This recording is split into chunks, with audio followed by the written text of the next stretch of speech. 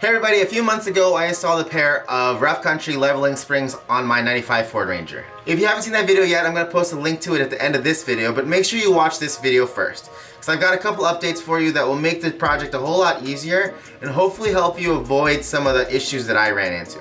Before we get to that, I do want to say that if you're on a budget and you just want to lift your truck on the cheap, I think that this leveling spring is a better option than a drop bracket lift or a coil spacer. So far I've been really happy with it. The only thing that I'm going to change on this for now is to add a longer shock.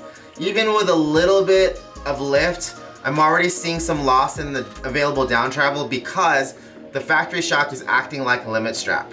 When I pull the shock off, the truck droops out quite a bit more. And as you can see here, when I took the truck out off-road for the first time, I had to go through the rough stuff kind of slow.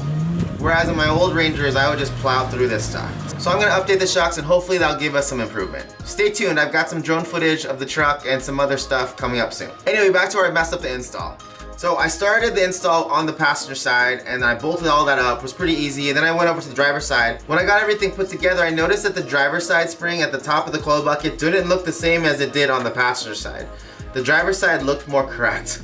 So I went back to the passenger side. I tried to fiddle with the spring, but I couldn't get it to move.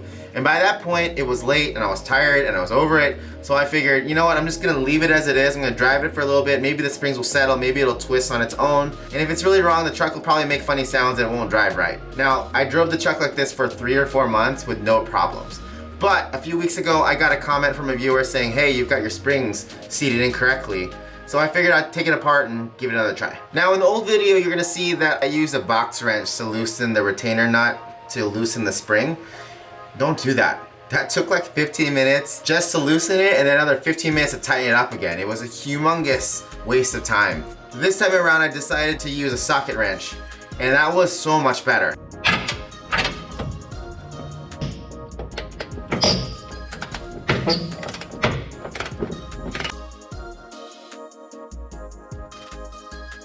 So do yourself a favor and get that 1 1/8 inch socket.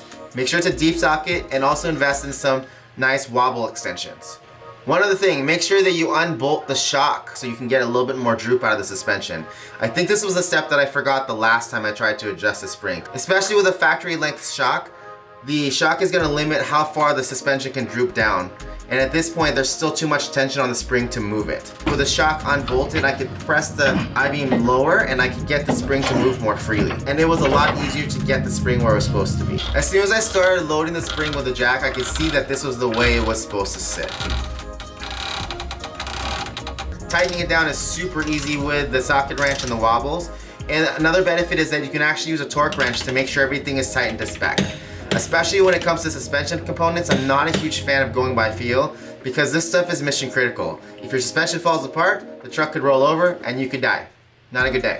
Here's a look at the before and after. One more quick tip, if you don't have one of these magnet sticks, I highly recommend them. I dropped the socket when I was bolt checking the driver's side and this magnet stick made it way easier to pull the socket out of the coil bucket. I hope you guys found this helpful. If you did, hit the like button, subscribe, and hit the notification bell. Thanks for watching, and we'll see you guys next time.